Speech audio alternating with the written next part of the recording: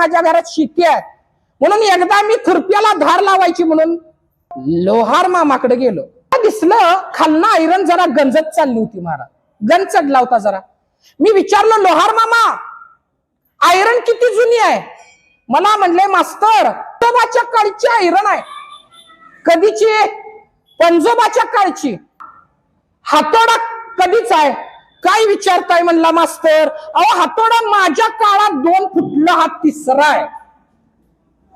मी म्हणलं आयरन सुद्धा लोखंडाची, हातोडा सुद्धा लोखंडाचा, पण आयरन टिगली, हातोडा का तुटला?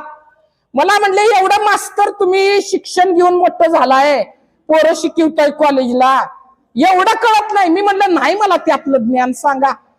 मला म्हणले मास्तर आयरन ही लोखंडाची, हातोडा ही लोखंडाचा, पण आयरन पिढ्यानपिढ्या टिगली, पण हातोडा मात्र तुटला. कारण आयरन घाव सोसणारी आहे, हातोडा घाव घालणार आहे. घाव घालणारी माणसं काळाच्या पटलावरून संपून जातात, पण घाव सोसणारी माणसं मात्र काळाच्या पटलावरही जिवंत राहतात. माझा ज्ञानोबा तुकोबा सुद्धा त्या आयरनी सारखा, ते संत आहेत.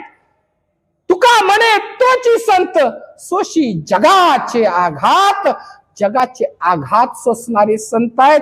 म्हणून ते ज्ञान